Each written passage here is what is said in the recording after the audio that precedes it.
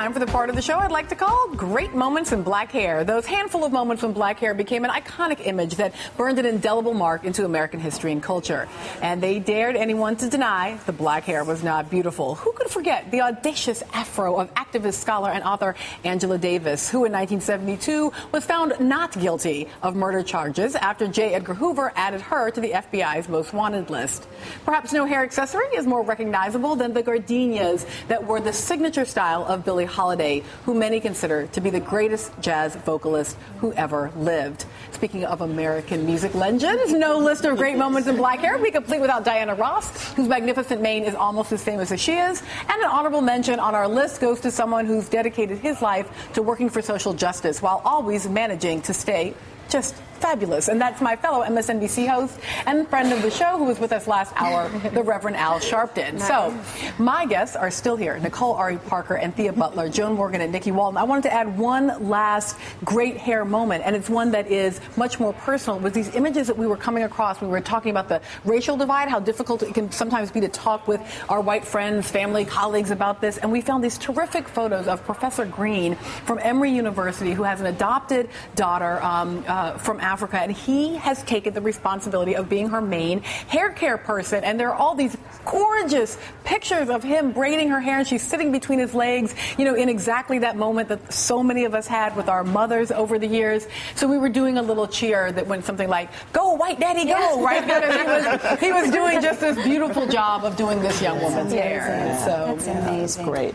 It's really great. And actually, the picture just calls to mind so much because we think about, you know, how white people have talked about her, and to see him do her hair, it's just it's this moment in which we can move past things. I think it also says something to his daughter too, is that you know, my father accepts me, and I think for a lot of women, this issue of acceptance, how our fathers accept us, how our husbands and our boyfriends accept us, have a lot to do with our hair.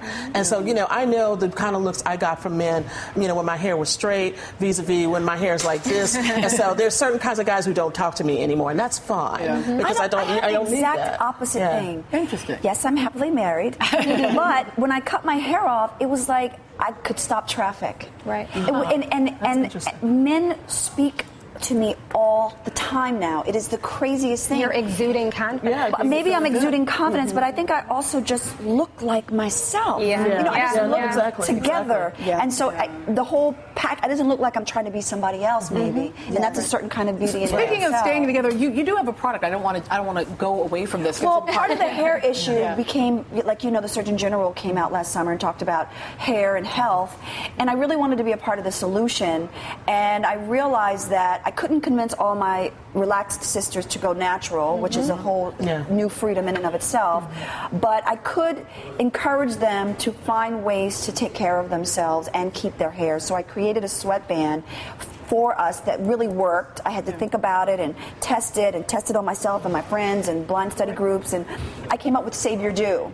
And it really gave women a way to take that walk, get on the treadmill, and not be so afraid of the gym. Right, these data were crazy, right? That the Surgeon General said that we were not working out. We were literally dying, right? Not working out because of our hair. Literally dying. It's like a state of emergency. Like, you should not be having a stroke at 27 years old. Exactly. And there's just no way. Walking is free. It's not about gym memberships or cute outfits. It's about just taking care of yourself and having the freedom to do that. And if you have to save your due to go for a walk, then you should. We want to be cute. That's right. And it came out in new colors, so we can be extra cute. You be extra cute. Yes, I love it. In just a moment, what diversity actually looks like. But first, it's time for a preview of Weekends with Alex Witt. Alex?